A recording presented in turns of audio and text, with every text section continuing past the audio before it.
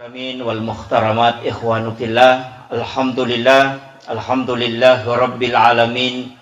Wassalatu wassalamu ala asyrafil anbiya'i wal mursalin sayyidina wa maulana wa habibina wa syafi'ina wa ala alihi wa ashabihi wa sahabatihi ajma'in. Allahumma salli ala sayyidina Muhammadin tibbil qulubi wa dawaiha wa afiyatil abdani wa shifaiha wa nuril absari wa diyaiha wa ala alihi wa sahbihi wa sallim.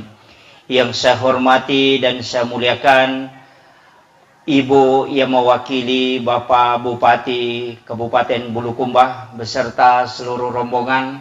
Yang saya hormati dan saya muliakan Bapak Kepala Kantor Kementerian Agama Kabupaten Bulukumba beserta seluruh pejabat dari Kementerian Agama. Yang saya hormati dan saya muliakan Bapak Camat Kecamatan Bulukumba. Yang saya hormati dan saya muliakan Bapak Kepala Kantor Urusan Agama Kecamatan Bulukumba beserta seluruh pejabat, para tokoh masyarakat, tokoh agama, para alim ulama dan seluruh tamu undangan, wabil khusus yang saya hormati dan saya muliakan Sahibul Ma'had, Sahibul Madrasah, yakni Kepala MTSN Negeri 2 Bulukumba beserta seluruh Dewan Pengajar, para staf dan seluruh hadirin wal hadirat, ibu-ibu, orang tua, siswa dan adik-adikku sekalian yang insya Allah pada tahun ini melanjutkan jenjang pendidikan ke yang lebih tinggi, walaupun sebenarnya madrasah atau sekolah kita mungkin agak berat melepaskan anak-anak kita, tapi untuk lebih sempurnanya harus menuntut ilmu yang ke pendidikan yang lebih tinggi. Mudah-mudahan kita doakan pada kesempatan kali ini, mudah-mudahan anak-anak kita yang akan melanjutkan pendidikan ke madrasah aliyah atau ke MA atau ke SMA, dia memilih atau SMK, mudah-mudahan diberikan keberkahan ilmunya oleh Allah Subhanahu wa taala. Amin amin ya rabbal alamin. Hadirin wal hadirat ikhwanu fillah yang insyaallah dirahmati dan dimuliakan oleh Allah Subhanahu wa taala. Saya mohon maaf karena saya duduk hanya sebagai penghormatan kepada seluruh hadirin yang sempat hadir, karena kalau saya berdiri terlalu tinggi lagi.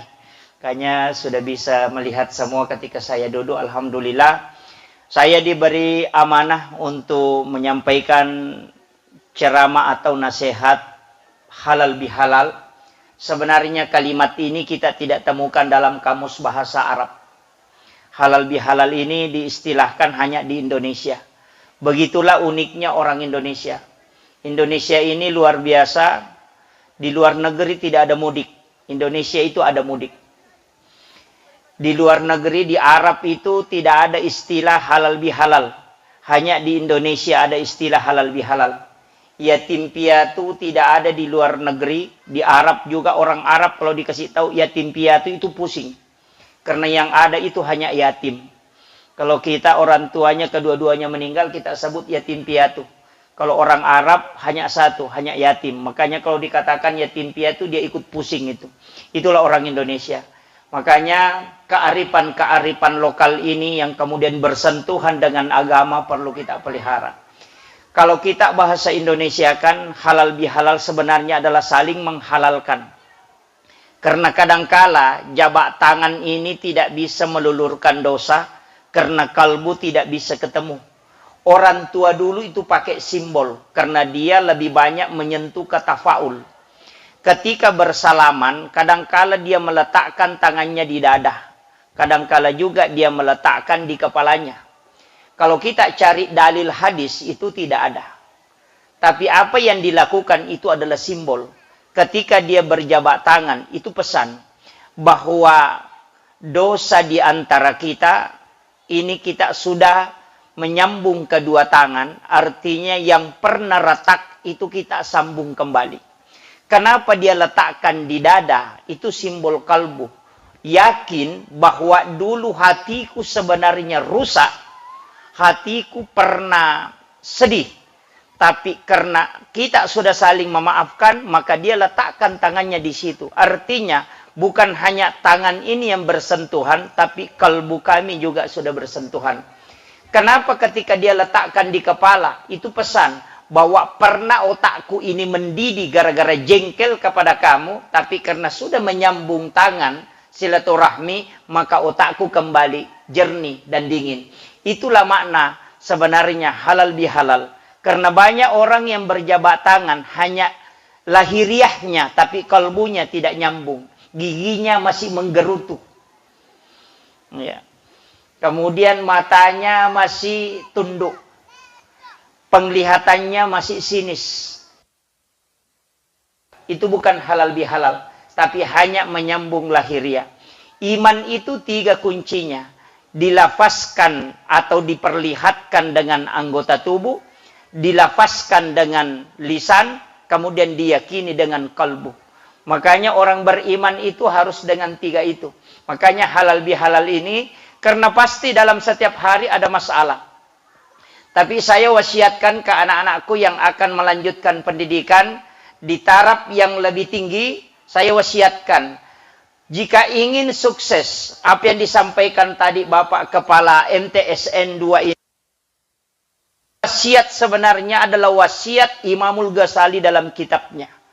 Para ulama-ulama kita dulu itu sudah menyampaikan bahwa ketika ingin akhir hidupnya itu menjadi baik atau husnul khotimah, atau ingin sukses dalam hidup, ingin tenang dalam mencari nafkah atau mencari rezeki, ingin berkah hidupnya, makanya ada 3 yang kau harus jaga. Yang pertama, jaga orang tuamu. Orang tua itu ada 3. Yang pertama adalah orang tua yang melahirkan kita. Ini yang orang tua. Orang tua yang kedua adalah orang tua yang rela menyerahkan anaknya ke kita. Itu mertua. Orang tua yang ketiga adalah orang tua yang mengajarkan walau harfan, hanya 1 huruf. Itulah guru kita. Sayyidina Ali berperang.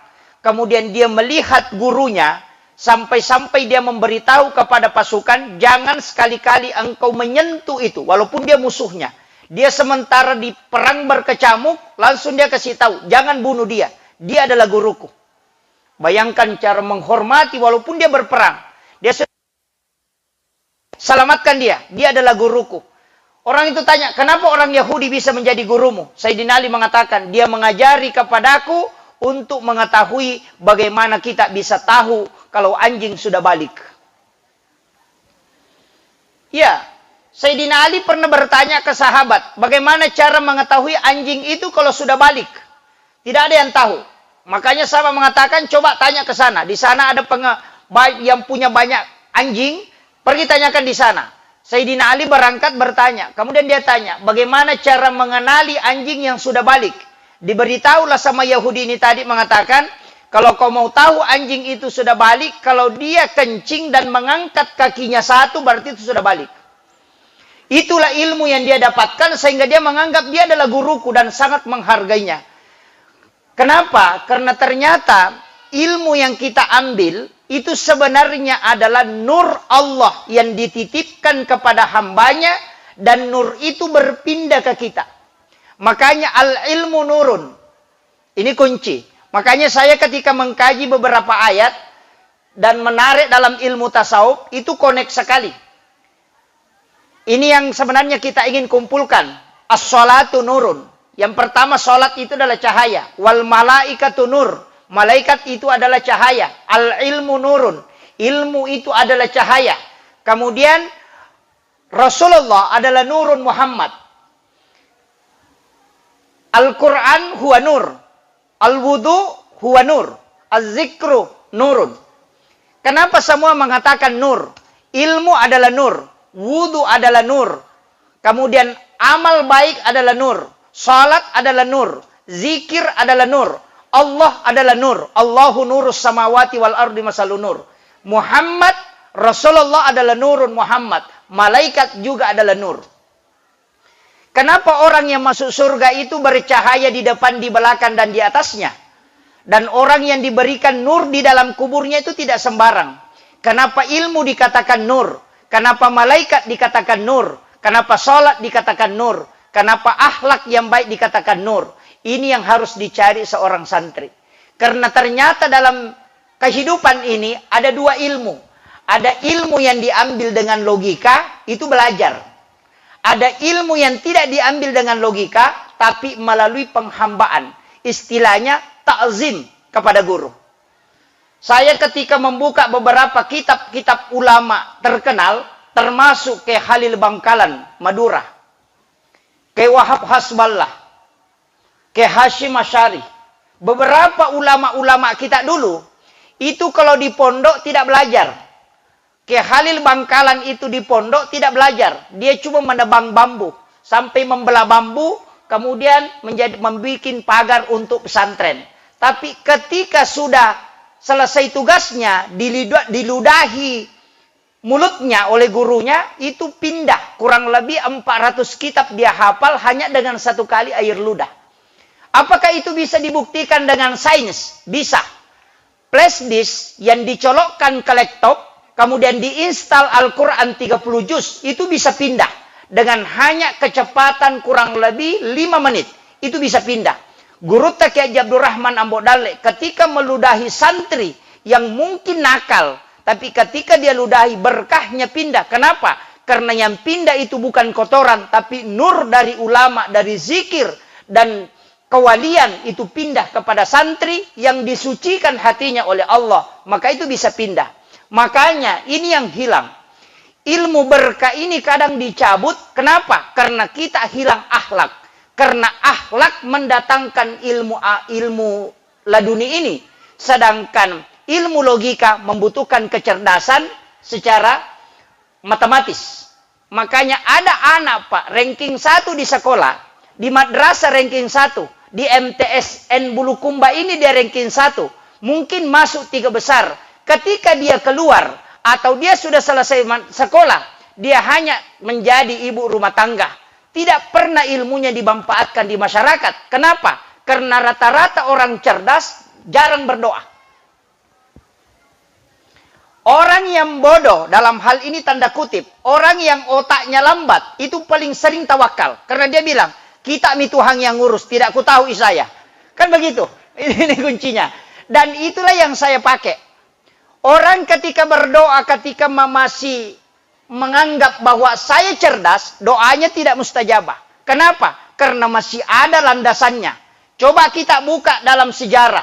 Ketika Nabi Musa alaihissalam tidak bisa lagi melangkah ke depan.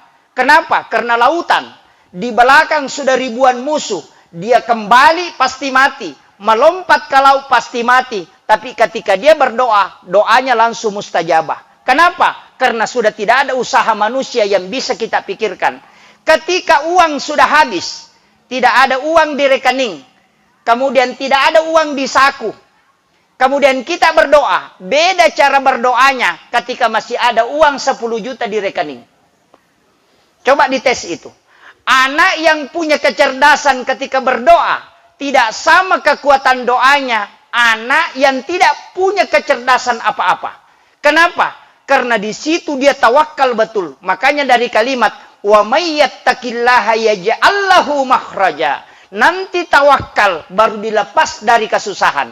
Kesusahan datang ketika sudah tidak ada sandaran. Maka santri atau siswa sebelum meninggalkan sekolah ini, lakukan satu sunnah Nabi. Salami gurumu, kemudian cium tangannya, minta berkahnya. Insya Allah nurnya akan melekat selamanya. Itu kunci yang harus dimiliki. Dan ini kadang yang dilupakan orang ketika ingin meninggalkan sekolah. 3 tahun anak kita belajar di sini. Kadang juga saya jengkel sama orang tuanya santri, Pak. Ibu bapaknya anak-anak kita.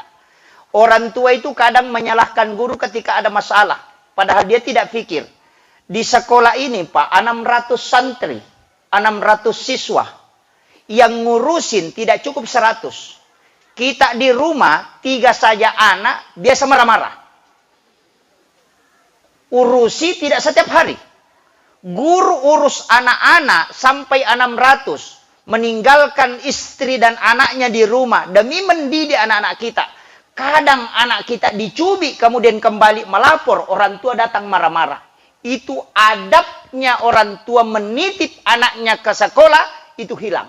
Makanya jangan harap anak kita bisa berkah dan berhasil. Saya punya guru, dia sampaikan begini, nak, potong tangan saya. Kalau ada orang tua yang pernah datang ke sekolah, marah-marahi gurunya anaknya, sampai guru itu merasa sedih atau dia merasa terhinakan. Kemudian dia mengangkat tangannya, berdoa kepada Allah, potong tangan saya, nak, kalau anak itu yang berhasil. Dia bilang begitu. Dan ingat, cari terakhir nanti dia mati dalam keadaan sul khotimah. Karena kunci kalau mau wafat dalam keadaan sul khotimah atau mati jelek, satu kuncinya, jangan hargai guru. Pasti mati dalam keadaan jelek. Cuma 3 disampaikan ulama. Yang pertama, tidak menghargai orang tua, termasuk guru. Tidak menghargai orang tua, tidak menghargai guru kita atau mertua. Yang kedua adalah memutus silaturahim. Lihat ujungnya. Kemudian yang ketiga, orang yang musyrik. Itu kuncinya. Makanya anak-anak sekalian, saya itu tidak pintar, Pak Bu. Terus terang, saya tidak pintar. Tapi saya itu punya air surga. Ini yang kadang orang tidak miliki. Saya itu punya air surga. Air surga itu adalah air telapak kaki ibu. Saya di pesantren itu tidak bisa mengaji. Karena saya tinggal di pesantren, belajar di pesantren 3 tahun tidak bisa mengaji. Karena setiap bacaan Al-Quran saya tulis bahasa Indonesia.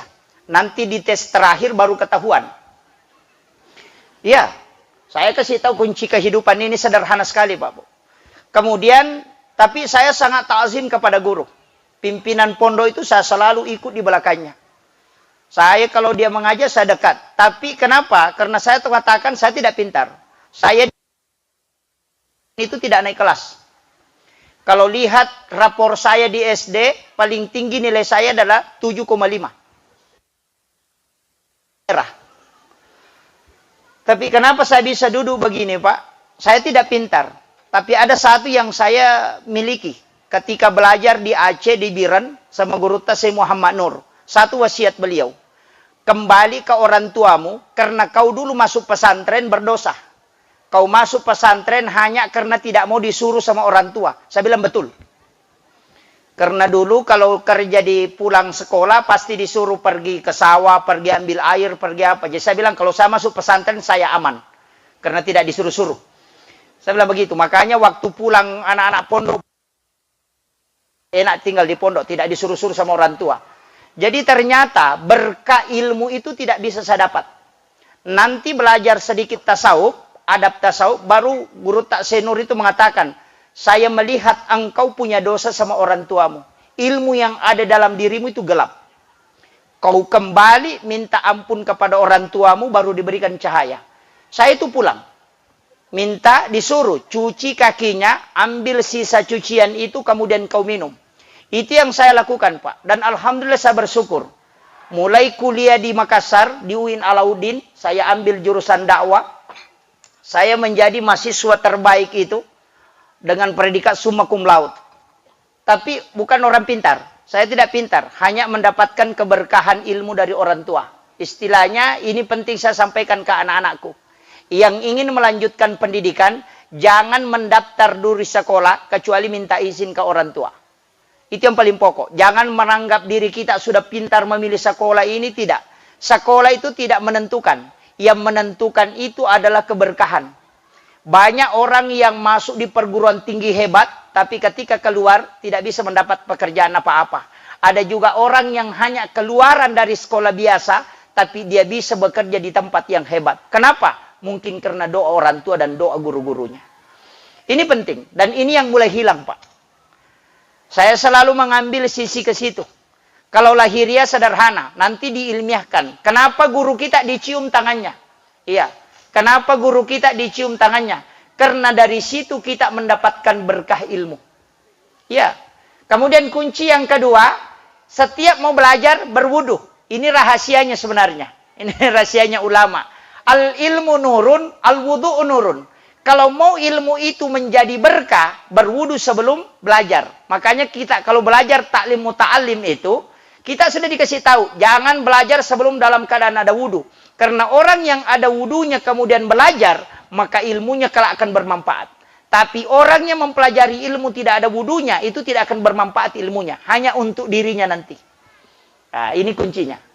Makanya kenapa orang yang masuk masjid, mau mendengarkan ceramah itu disuruh baru wudu. Sama anak-anak kita. Kalau mau belajar, saya pernah mendatangi satu sekolah, Pak. Itu Man Insan Cendekia Gorontalo. Itu sekolahnya Pak Habibie. Di sana orang kalau mau belajar 5 menit sampai 15 menit itu mengaji dulu. Jadi pas selesai apel pagi masuk ke kelas mengaji dulu. Dia baca 1 lembar baru mulai pelajaran. Dan itu penelitian IMENET. Ternyata dia temukan anak yang mengaji dulu baru belajar itu otaknya bisa mengcover sampai 80% pengetahuan.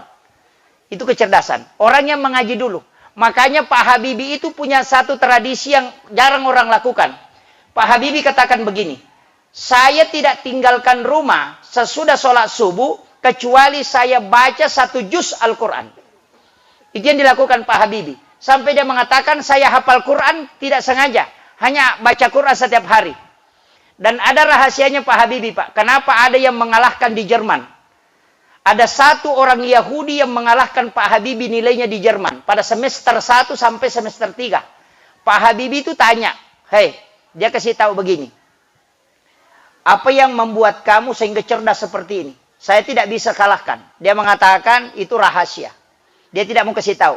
Pak Habibie itu ini kan orang Israel.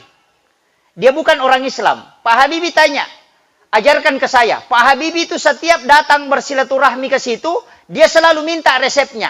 Katanya Pak Habibie bilang, nanti 1 tahun baru saya dikasih tahu. Apa yang dia bilang? Kalau kau mau tahu, datang ke rumah. Pak Habibie mengatakan, saya tidak datang ke rumahmu. Pokoknya beritahu saya. Dia kasih tahu, dia mengatakan begini, setiap malam saya bangun mandi, tengah malam mandi, mengambil pakaian yang bersih, kemudian saya mengambil Al-Quran, baru saya baca. Pak Habibie itu heran.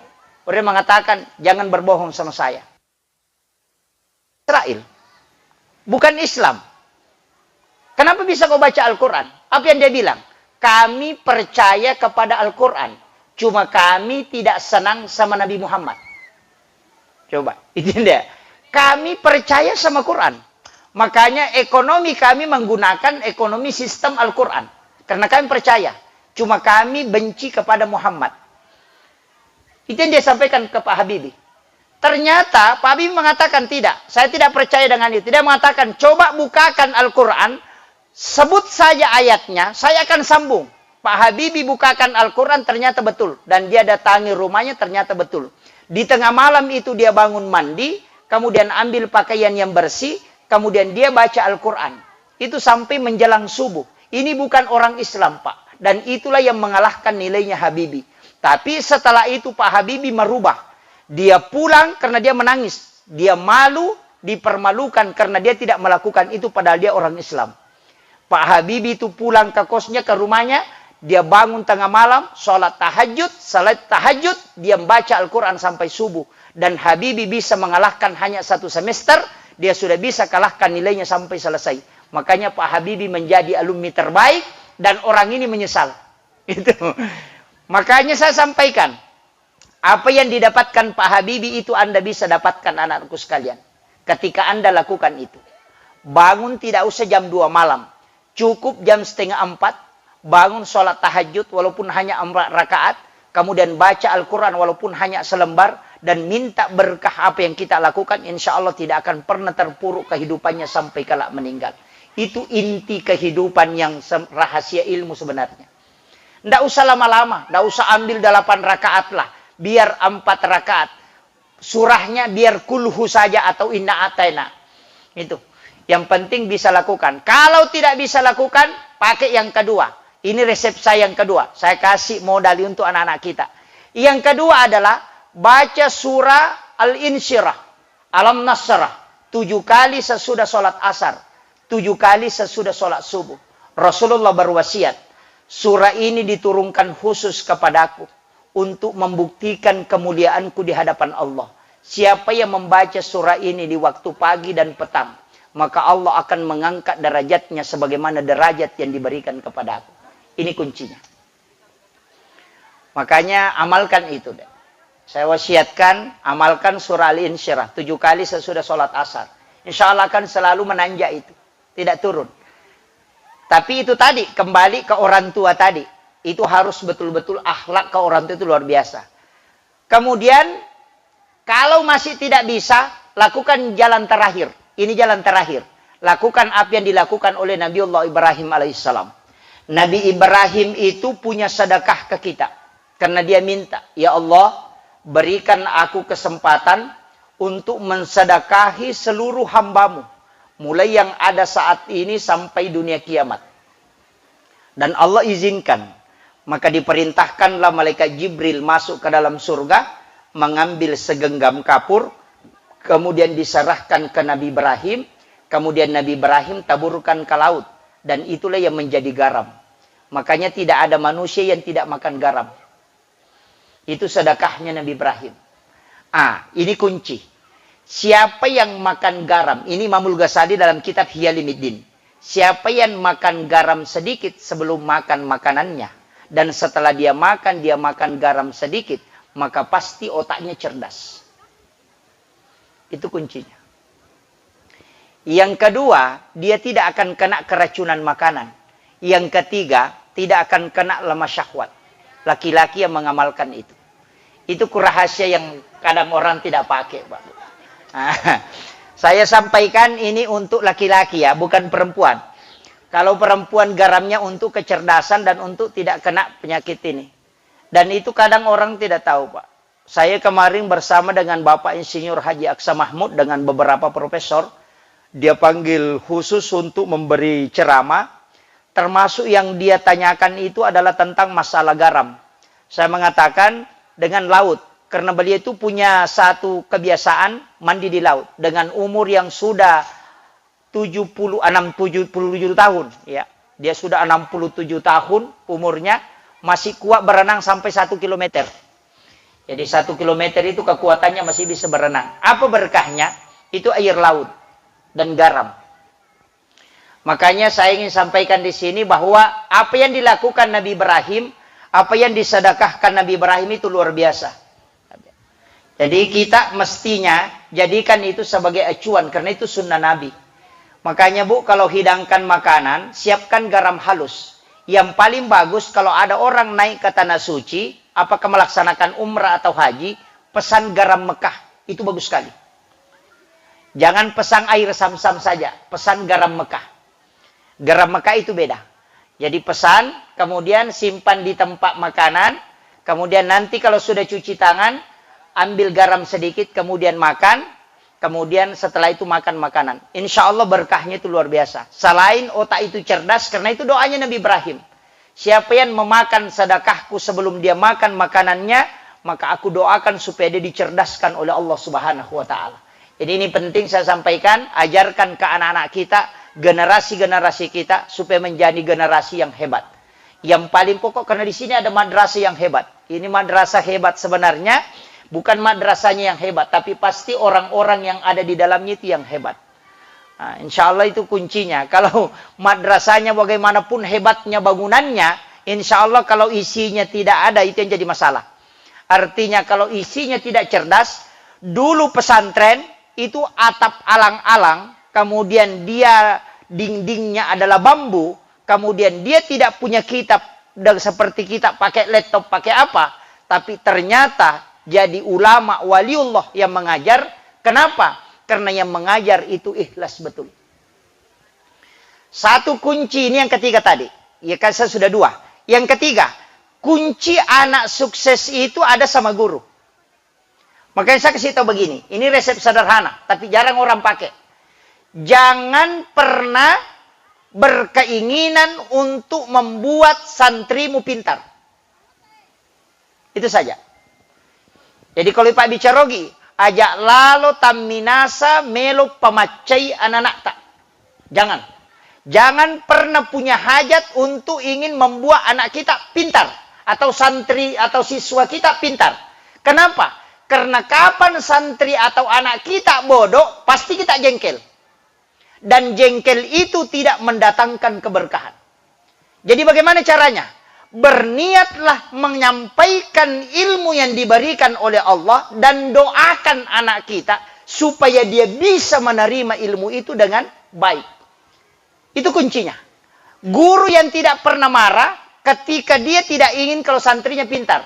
Tapi kalau guru selalu ingin santrinya pintar, pasti dia tukang marah. Karena kapan bodoh, pasti jengkel. Kan begitu. Makanya guru tak aja lalu ko pak guru ko melo ko macca ya nanae. Palette bawa ni pak disangangin ale kue puang Allah Ta'ala pak bukarangi pamasya nanae. Itu kuncinya. Jadi kalau dia bodoh tidak masalah. Karena ada anak-anak itu pak tidak hebat bahasa Arab, tapi dia hebat di sosial. Makanya saya bilang, kalau ada anak sering kabur di sekolah, bimbing saja dia. Jangan jengkel sama dia, bimbing saja. Karena kenapa? Insya Allah nanti jadi anggota dewan itu. Iya. Kenapa? Karena dia pintar mengumpul orang. Ada memang kecerdasan, namanya kecerdasan linguistik. Ada kecerdasan sosial. Ada kecerdasan ilmu. Memang ada Pak. Ada orang hebat matematika. Tapi kalau disuruh kumpul masyarakat, tidak pintar. Tapi otaknya hebat. Itu orang begitu Pak. Cuma otaknya hitung-hitungan. Tapi ada orang otaknya tidak bisa jalan. Tapi kalau kumpul orang, biar 100 bisa dia kumpul. Makanya ulama kita itu bilang, pasti anak saya itu ada satu nakal. Saya punya kiai itu kasih tahu, anak saya ini nakal. Tidak pintar. Kalau disuruh baca kitab, tidak pintar. Tapi ada tugasnya. Nanti kalau ada masalah di kampung, pasti dia yang hebat. Karena dia yang berani kumpulkan orang sampai ribuan. Saya bilang, ternyata anak begitu. Jadi anak-anak sekolah begitu Pak. Ada pintar matematika. Yang di sekolah kan biasa bikin pusing. Masuk guru matematika, mau anaknya kalau dapat 10. Masuk guru fisika, mau anaknya kalau dapat 10. Masuk guru bahasa Arab, mau juga kalau dapat 10. Masuk bahasa Indonesia, mau juga dapat 10. Adakah otak begitu? Coba pikir. Gurunya saja kan pusing. Kalau disuruh belajar matematika, baru dikasih masuk ke bahasa Arab, itu sudah pusing gurunya. Ini guru Pak, bukan anak-anak. Tapi kadang-kala guru kan paksakan begitu. Dia masuk mengajar di sini, pokoknya harus pintar matematika. Masuk ke sini harus pintar bahasa Arab. Masuk ke sini harus pintar sejarah. Kan ini yang jadi masalah. Makanya Jepang itu mencari orang ahli. Saya selalu mengatakan, karena saya di pesantren Pak. Saya tahu, oh memang ada anak yang keahliannya di bahasa. Ada yang di keahliannya di bahasa. Ada di keahliannya hitung-hitungan. Ada yang keahliannya ke sini. Makanya anak itu yang penting melalui pendidikan itu. Yang menjadi masalah itu kalau tidak ada keahliannya. Itu yang jadi masalah. Tapi kalau mau, orang tua harus doakan. Makanya ibu-ibu yang tidak pernah terhijab doanya, hanya ibu. Ibu itu tidak pernah terhijab doanya. Saya itu Pak Bu, setiap mau keluar ceramah di keluar provinsi, jauh pasti minta izin ke ibu. Pasti minta izin. Saya pernah itu naik mobil trek dari Makassar waktu kuliah. Hanya pulang mencium tangan ibu, kemudian pulang lagi ke Makassar karena mau ikut ujian. Naik mobil trek, itu saya di Pak Bembeng naik mobil trek, pembawa kolu dari Enrekan. Saya naik di Kalasari mobil itu semester 5. Saya naik mobil trek, jalan kaki itu ke kampung sampai 10 km. Saya pas tiba itu pagi di rumah. Hanya sampai mencuci kaki ibu, kemudian ambil airnya, kemudian saya mencium tangannya, kemudian minta izin dan didoakan. Saya hanya letakkan tangannya di kepala. Karena ibu itu tidak pernah sekolah. Tidak ada sekolahnya kayak bilang pendidikan begini. Tidak. Saya hanya letakkan tangannya di kepala, kemudian saya letakkan tangannya di dada. Saya mengatakan doakan. Semoga saya bisa ikuti ujian dengan ini. Ternyata betul. Saya bisa menjadi alumni terbaik di UIN Alauddin Makassar itu tahun 2007. Dengan predikat summa cum laude. Tapi saya bukan orang pintar. Hanya berkah orang tua. Itu saya jalan kaki. Jadi ingat, saya begitu Pak, kuncinya itu. Jadi saya bilang begini, saya bersyukur sekali itu karena masih ada ibu. Bapak sudah meninggal, saya bersyukur karena ada ibu. Setiap mau keluar ke Irian untuk ceramah, saya pasti datang. Kalau bukan mencium kakinya, mencium tangannya. Saya hanya bilang, doakan. Dan itu kayak terbuka betul. Maka saya selalu sampaikan, durhaka kepada kedua orang tua atau durhaka kepada guru, engkau tidak akan pernah mendapatkan ketenangan hidup. Tidak bakalan. Makanya sampai hari ini kalau saya datang dimanapun ketemu guru pasti saya cium tangannya. Kalau guru saya, pasti saya cium tangannya. Karena bagi saya itu tidak pernah ada mengatakan guruku dulu. Itu tidak ada. Kan ada anak-anak. Sekarang bukan. Ini jadi masalah. Setiap yang sudah mengajarkan kita bukan pakai dulu. Itu guru saya. Sampai hari ini guru saya. Karena atas doanya, usahanya, kita bisa berada di sini. Kemudian, untuk yang laki-laki. Saya kasih tahu. Kunci yang sudah menikah. Yang belum menikah mohon maaf. Ini jadi ilmu. Ini yang sudah menikah dan yang belum menikah atau yang tidak punya istri kita doakanlah. Amin. Saya kuncinya begini. Kalau ingin berhasil, titip doa kepada istri. Laki-laki jarang berdoa, tidak usah terlalu banyak berdoa. Cukup banyak berusaha. Kalau mau sukses, titip doa sama istri. Kenapa? Coba lihat orang hebat, Pak. Soeharto ketika Ibu Tin wafat itu langsung drop. Tidak bisa bangkit sampai dia meninggal. Bapak Habibie ketika istrinya wafat tidak bisa bangkit. Susilo Bambang Yudhoyono. Orang hebat TNI. Siapa yang tidak kenal beliau. Tapi ketika Ibu Ani wafat sampai ini tidak bisa bangkit. Itu pelajaran. Sehebat apapun orang, lihat yang ada di sampingnya. Istri itu bukan di belakang, dia ada di samping. Kenapa? Di tangannya yang lembut, di hatinya yang lembut, itu yang membuat tiangnya aras bergoyang. Maka serahkan doa kepada istri, karena dia 3 kali lipat lebih cepat diijabah doanya dibanding laki-laki. Itu yang orang tidak paham. Makanya pemimpin-pemimpin hebat, lihat di sampingnya siapa. Tapi ketika istrinya lepas, coba lihat bagaimana kehidupannya. Itu kuncinya. Dan ini yang kadang orang tidak sadari, Pak Bu. Saya pelajari betul. Rasulullah ketika Khadijah wafat, itu 60% perjuangannya drop. Kenapa? Karena istri yang tidak pernah dilupakan Nabi selamanya dan selalu diingat, hanya Khadijah. Kenapa? Karena coba Khadijah, intinya di situ. Wanita yang paling sempurna di situ. Makanya bapak-bapak yang hadir di sini, jangan menganggap saya sudah pejabat, ini karena usaha saya. Tidak. Itu doa istri yang ada di samping kita. Yang mungkin kita tidak pernah lihat mengangkat tangannya di hadapan kita. Tapi di sujud terakhir dia selalu bermunajat. Itu sederhana. Tapi ada juga istri tidak pernah berdoa. Selalu main Facebook. Ini yang jadi masalah. Kayaknya banyak tahu, si anu bakar ikan di sana, si anu sakit lututnya di Jakarta, ini sakit giginya di Kalimantan, si anu sakit perutnya di Surabaya, padahal suaminya mencret, dia tidak tahu. Iya, karena selalu melihat media sosial, tidak pernah memperhatikan keluarga. Kayaknya saya wasiatkan, terutama ketika suami berangkat ke kantor, lihat dia dan doakan. Ibu-ibu ketika anaknya berangkat ke sekolah, bacakan inna ansalnahu. Inna ansalnahu fi lailatul qadar wa ma adraka ma lailatul qadar. Sampai terakhir, sampai hilang di pandangan kita. Insya Allah anak itu ketika kembali, itu akan membawa kabar baik. Kabar gembira.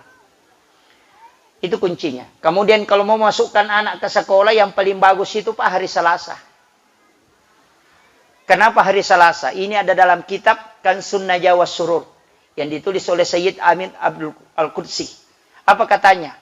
Ilmu itu diciptakan oleh Allah pada hari Selasa. Malaikat yang menjaga ilmu itu hari Selasa. Makanya orang yang punya ilmu laduni rata-rata wafat itu hari Selasa. Kenapa anak kita dulu disuruh masukkan ke sekolah hari Selasa? Karena di situ hari diciptakannya ilmu. Saya punya ilmu itu dari guru tak. Banyak. Makanya orang di sini, Pak, orang Sinjai, orang Bulukumba. Saya tadi bincang-bincang dengan Pak KUA. Bulukumba, saya mengatakan memang orang tua kita dulu itu pakai lontara. Lontara itu sebenarnya ilmu hikmah. Ilmu hikmah itu diambil dari ulama ahli hikmah. Ahli hikmah itu adalah ulama sufi. Ulama sufi itu adalah waliullah. Sebenarnya penentuan waktu itu dari ulama-ulama kita. Cuma banyak orang yang tidak pahami. Dan salah paham. Karena dia menganggap ini baik, yang lainnya jelek. Itu yang jadi masalah. Karena dalam agama, dalam tasawuf ada istilahnya mustahab yang paling baik. Waktu Allah sudah atur, Pak Bu. Allah sudah atur. Dalam 1 minggu ada 1 hari yang bagus. Sayyidul Ayam, hari Jumat. Dalam 24 jam ada waktu terkhusus yang paling bagus. Mana? Wabil azhari hum yastaghfirun. Di waktu sahara, hendaknya kalian beristighfar. Kalau mau taubat, pilih 10 menit sebelum subuh. Kalau mau berzikir, minta rezeki, minta pada saat selesai sholat subuh, sampai sebelum selesai waktu duha. Kalau mau minta rezeki. Kalau mau minta keselamatan, sebelum sholat subuh atau sesudah sholat maghrib. Di situ kan kuncinya. Kenapa? Karena malaikat yang membawa, menjaga bumi, itu turun di situ. Kenapa sholat subuh disaksikan oleh para malaikat? Karena malaikat penjaga malam dan malaikat penjaga siang ketemu di waktu subuh. Ketemulah 2 shift malaikat. 2 kelompok, bukan 2 malaikat. 2 shift. Kenapa sedekah subuh itu mustajabah ketika digunakan berdoa? Karena didoakan 2 kelompok malaikat. Kan kuncinya di situ. Cuma kadang kita tidak gunakan. Oh, sama saja sedekah duhur dengan sedekah subuh. Tidak. Sedekah duhur cuma diaminkan oleh 1 shift malaikat. Kalau sedekah subuh diaminkan 2 shift malaikat. Karena malaikat penjaga malam itu masih ada. Malaikat penjaga siang sudah turun. Karena turunnya itu di waktu subuh. Makanya ayam bunyi jam 4 subuh. Karena malaikat sudah turun. Di Amerika sudah diteliti bahwa lensa mata ayam bisa melihat warna putih. Berkas cahaya malaikat itu putih. Makanya ayam berkokok itu hanya 3 waktu. Yang pertama jam 4 subuh, atau jam 11 malam, atau jam 1 malam. Karena di situ turun malaikat. Itu kuncinya. Ulama dulu sudah tahu. Sekarang dibuat kitab. Disebut dengan lontara. Lontara itu diteliti 80 tahun. Baru bisa. Tapi setiap kelipatan 80 tahun ada pergeseran. Sehingga kadang bergeser 1 pekan bergeser. Cuma ada penentuan hari yang tidak bergeser. Kenapa? Saya punya guru, Pak Guru Tasawuf, itu di Aceh. Namanya Senur. Dia sampaikan begini. Kalau mau beli kendaraan, jangan beli hari Jumat. Kalau kau beli hari Jumat, hancur baru bisa ada penggantinya. Kalau beli kendaraan, beli hari Senin. Insya Allah tidak hancur ada penggantinya. Tapi hanya kendaraan, jangan istri. Jangan bilang beristri hari Senin, ya akan belum tua sudah ada penggantinya. Oh, tidak. Itu jangan dikasih bawa ke situ ya. Kemudian, saya kembali. Makanya, ini saya dikasih waktu berapa menit ya? Ini sudah 1 jam. Saya tidak punya jam, tapi ini sudah 1 jam. Karena lutut saya ini dengan bibir saya ini kayaknya sudah agak kram. Berarti sudah 1 jam. Kemudian, ini yang paling inti yang saya ingin sampaikan. Kunci sebenarnya, Pak. Dalam kehidupan ini, kadangkala orang itu mengatakan susah. Sebenarnya hidup ini enak sekali. Yang penting kita mau pakai konsep Islami. Rumah yang bertingkat itu bukan rezeki. Itu hanya amanah. Tapi ketika kita tenang di dalamnya, itu baru rezeki. Istri yang cantik, itu bukan rezeki. Itu hanya amanah. Tapi ketika kita tenang bersama istri, itulah nikmat. Uang yang banyak, itu bukan rezeki. Itu hanya amanah. Tapi ketika engkau mampu memanfaatkan dan senang dengan itu, maka itu adalah rezeki. Jadi rezeki dengan amanah itu beda sedikit. Ya, mobil itu bukan rezeki, itu amanah. Kelak dipertanggungjawabkan. Tapi ketika kau nikmat dengan kendaraanmu apapun mereknya, maka itu adalah rezeki Allah. Makanan yang dihidangkan itu adalah amanah, itu adalah fitnah. Tapi ketika engkau menikmati makanan, itu adalah nikmat, itu adalah rezeki. Jadi rezeki yang sesungguhnya adalah nikmat terhadap apa yang diamanahkan oleh Allah. Ketika engkau tidak bisa menikmati, maka itu bukan rezeki. Banyak orang, Pak, tidak makan nasi karena kena penyakit gula. Kuncinya mah di situ saja. Anak itu amanah. Ketika engkau senang dengan anak-anakmu, maka itu adalah nikmat Allah. Dan itulah fabi'ayyi ala'i rabbikuma tukadziban. Itu sebenarnya. Makanya kuncinya di situ. Uang yang banyak itu bukan nikmat sebenarnya. Tapi uang yang bisa menenangkan kita, itulah nikmat sesungguhnya. Walaupun 1 M, tapi kalau KPK mau turun, dia keringatan, itu jadi masalah. Iya. Jadi kuncinya kan begitu. Ilmu juga begitu, Pak Bu. Makanya saya sampaikan begini. Bedakan antara nikmat dengan amanah. Di situ saja tipis sekali. Makanya ganti mobil, ganti kendaraan. Kenapa? Karena dia cari kesenangan. Padahal tidak ada. Harta itu hanya kesenangan. Yang di dalamnya yang harus kita cari adalah ketenangan. Itu kuncinya. Bagaimana bisa tenang? Banyak macam. Banyak. Tapi saya tidak mau kasih tahu semua. Cukup satu. Amalkan satu surah. Surah Al-Kautsar. Surah ini surah paling pendek. Dan ini surah luar biasa. Rasulullah mengatakan siapa yang membaca surah ini, maka Allah menurunkan khusus keberkahan di dalamnya.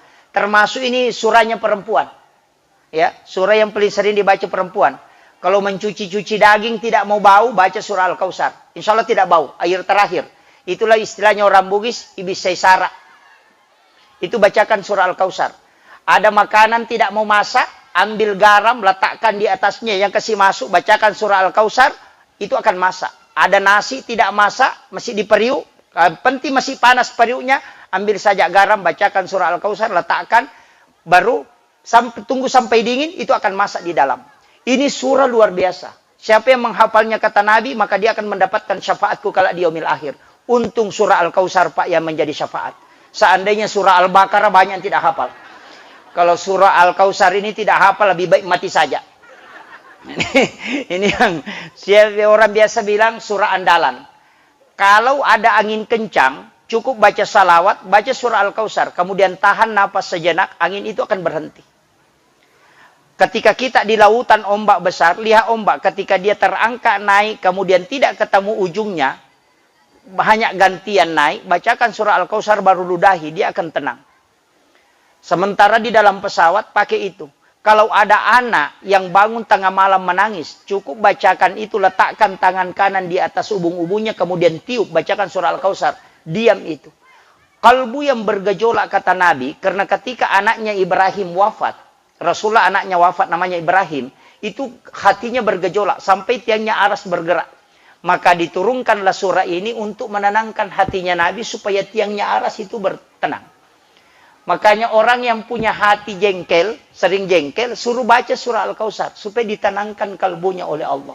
Suami yang suka marah-marah, bacakan surah Al-Kautsar. Istri yang suka marah-marah, bacakan surah Al-Kautsar. Tapi mohon maaf, ini yang terakhir. Ada saya kasih tahu, mudah-mudahan tidak tersinggung. Ada wanita yang memang tidak boleh dikasih marah-marah. Yang bibir atasnya tipis, jangan kasih marah-marah.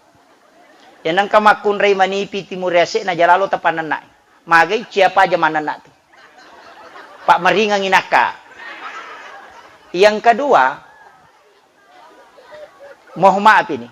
Kalau ada wanita, ada wati ujungnya namanya, ambil pemimpin dia. Ambil pemimpin. Tapi jangan bikin marah dia. Ambil pemimpin. Wanita yang ada wati di ujungnya, itu saya punya wasiat dari ulama. Kalau ada anakmu perempuan semua, nak, ambil satu wati di ujungnya. Apakah Sukmawati, Rahmawati, atau Patmawati. Karena wanita yang ada wati di ujungnya, pasti mengalahkan suaminya. Ya nang kamakun ray nang kawati, ya sana capa na, denu lelaki nakalay. Pasti laki-laki itu dikalahkan sama istrinya. Iya, pasti itu. Kenapa? Nama ini sebenarnya adalah salah satu nama jin yang pembangkang. Makanya berat ditundukkan. Tapi hebatnya, kalau dia jadi pemimpin, pasti sukses. Makanya Guru Ta bilang, kalau dia jadi pemimpin, pasti berhasil. Karena dia bisa memimpin laki-laki, 100 laki-laki dia bisa tundukkan. Itu nama perempuan yang ada wati di ujungnya. Ternyata ibu yang mewakili bapak bupati ada wati ujungnya. Itu. Alhamdulillah, itu keberkahan, Bu. Nama itu berkah. Untuk wanita yang mau jadi pemimpin, itu penting. Makanya kalau ada wanita Patmawati, Sukmawati, Rahmawati, Iwati, ambil ketua majelis taklim. Pasti berhasil itu. Nah, itu penting. Kenapa? Nama ini sebenarnya berat. Berat. Orang yang punya wati, awalnya namanya itu ujungnya, biasanya itu biasa sakit-sakitan kalau awal. Kenapa? Karena nama itu berat. Jadi menggabungkan dua, karena pelajari ilmu hikmah sampai ke situ. Tapi saya tidak permasalahkan. Karena nama itu hebat ketika dia jadi pemimpin. Nah, cuma kalau laki-laki mau memperistri, lihat-lihat namanya. Kalau ada wati, hindari dulu. Karena pasti Anda diperintah sampai mati. Tidak bisa menang. Ini nih, sabar-sabar saja diperintah sampai mati kalau itu. Penutup yang terakhir saya wasiatkan, ini kan sebenarnya bulan Syawal. bulan Syawal ini ada 2 amalan. Yang pertama puasa sunnah Syawal. Berpuasa 6 hari di bulan Syawal. Silakan puasa 6 hari. Tidak usah berturut-turut. Atau ganti puasa Ramadan, niatkan juga puasa Syawal. Itu bisa. Itu bisa. Karena sunnah dengan wajib bisa digandengkan niatnya. Niat 2 puasa sunnah bisa gandeng. Yang tidak boleh wajib dengan wajib. Yang boleh sunnah dengan wajib. Karena di dalam hadis hanya mengatakan berpuasa 6 hari di bulan Syawal. Jadi kalau sudah puasa 6 hari di bulan Syawal, niatkan saja puasa sunnah Syawal, niatkan puasa pengganti puasa Ramadan, itu sudah ada ulama sahkan. Tapi kalau mau ambil yang paling aman, cukup niat puasa Syawal, tidak digandengkan dengan niat yang lain, tidak masalah. Karena ada yang membolehkan seperti itu. Pendapat boleh saja benar, boleh saja keliru. Tapi kalau dia benar, dapat 2 kebenaran, pahala. Kalau dia keliru, tetap dapat 1. Al-mukhti'u al-ijtihadi lahu ajrun, kata Nabi. Nah, itu kuncinya. Ketika sudah berijtihad. Makanya tidak usah berdebat. Yang kedua, amalan yang paling sering dilupakan. Sholat sunnah utakah. Sholat sunnah utakah adalah sholat sunat yang dilakukan hanya di bulan Syawal. Itu 8 rakaat. Surah yang dibaca surah Al-Ikhlas. Setiap 1 rakaat 15 kali. Surah Al-Ikhlas. Itu 8 rakaat. Kalau tidak cukup setiap hari Jumat. Kalau tidak bisa, apa padilanya? Kalau punya penyakit, kata Nabi, penyakit dunia, apakah kanker atau apa, dan tidak ada dokter yang bisa menyembuhkan, pakai sholat ini. Karena sholat ini akan diutus orang dalam mimpi akan mengobati itu. Ini janji Nabi. Yang kedua, siapa yang ingin merantau keluar daerah mencari rezeki, suruh lakukan sholat sunnah utaka baru berangkat. Karena pasti berhasil. Karena Allah yang janjikan. Yang ketiga, ini sholat sunnah utaka. Yang ketiga, siapa yang melakukan sholat sunnah utaka, maka Allah akan mudahkan lisannya bicara. Yang kedua, Allah akan menurunkan ilmu hikmah kepadanya. Itu kuncinya. Makanya kalau ada anak kita mau jadi ustaz, sekolah di pondok, suruh laksanakan sholat sunnah utaka. Saya laksanakan sholat ini sudah 18 tahun lamanya. Saya ambil itu di kitabnya Syekh Abdul Qadir Jailani dalam kitab Al-Gunyah. Syekh Abdul Qadir Jailani mengatakan, tidak ada hadis Nabi 4 kali bersumpah kecuali sholat sunnah utaka. 4 kali Nabi bersumpah. Jadi makanya saya sampaikan, ini untuk ibu-ibu, bapak-bapak yang punya anak belajar di pesantren, suruh lakukan sholat ini. Ibu-ibu kalau punya penyakit, lakukan sholat ini. Karena akan ada yang datang menyembuhkan itu. Ini janji Nabi. Itu ada sejarahnya. Kalau kita buka kitab Al-Mughni, Imam Al-Qudamah. Itu kitab fikihnya Imam Al-Qudamah. Dia menceritakan satu kisah ketika dia mengobati anak muda di Mesir. Dengan dalam mimpi dia ludahi matanya. Tapi dalam mimpi, anak muda ini sudah keluar biji matanya karena sakit. Semua dokter sudah menyerah. Tapi ketika dia laksanakan sholat sunnah utaka, dia mimpi diludahi matanya oleh Imam Al-Qudamah. Jaraknya Imam Al-Qudamah dengan anak muda ini kurang lebih 400 km. Kenapa dia bisa diobati? Hanya melalui mimpi. Sehingga semua orang heran di Mesir. Siapa yang mengobati matamu? Dia Imam Al-Qudamah. Dari mana dia bisa mengobati? Dia mengatakan, saya tertidur sesudah sholat subuh, tapi ada yang datang meludahi mata saya dalam mimpi. Saya usap, ternyata mata saya sembuh. Imam Al-Qudamah ditanya, katanya kau yang mengobati. Imam Al-Qudamah mengatakan, kalau dia mengaku, betul saya mengobati. Karena saya sementara mengaji di rumah, kemudian saya tertidur. Datang Rasulullah memberitahuku bahwa obati anak muda ini dengan meludahi matanya. Saya ludahi matanya dalam mimpi dan ternyata itu tembus langsung ke orangnya. Inilah cara Allah menyembuhkan penyakit dengan melalui sholat sunnah utaka yang jarang orang lakukan di bulan Syawal. Tapi sholat ini hanya dilakukan di bulan Syawal, tidak boleh kalau di luarnya. Hanya 1 bulan penuh waktunya. Kalau sudah lewat tidak bisa. Orang yang mau pergi merantau, mau berhasil atau tidak berhasil di rantauan, suruh kembali. Nanti di Syawal sholat kembali baru berangkat. Akan berhasil itu. Karena itu Nabi bersumpah di situ. Ini penting saya sampaikan. Mudah-mudahan ini ada hikmahnya. Saya kira cukup sekian karena masih ada sambutan dari Ibu yang mewakili Bapak Bupati. Kemudian dari Bapak Kepala Kantor Kementerian Agama. Saya mohon maaf kalau tidak sistematis Bapak Ibu sekalian. Saya wasiatkan ke ibu-ibu, anak-anak kita yang mau melanjutkan sekolah jangan takut. Tapi satu wasiat saya, jangan pernah bayar untuk masuk ke sekolah. Jangan pernah bayar. Kalau dia mengatakan dibayar sekian baru lulus ke sini, jangan bayar. Cari saja sekolah di mana dia lulus. Baru serahkan kepada Allah. Kenapa? Karena orang yang membayar baru masuk anaknya sekolah, pasti berutang orang tuanya baru nanti selesai anaknya. Tapi ketika anak mendaftar kemudian lulus, kita tidak bayar. Di sekolah manapun dia menuntut ilmu, kalau dia lolos tanpa bayar, yakin Allah yang menutupi rezekinya. Kenapa? Karena rezeki orang yang belajar itu sudah dijamin oleh Allah. Makanya kalau ada anak tak kuliah di Makassar, sudah pinjam kiri kanan, uang baru untuk pembayarannya, tidak usah. Periksa saja anak tak.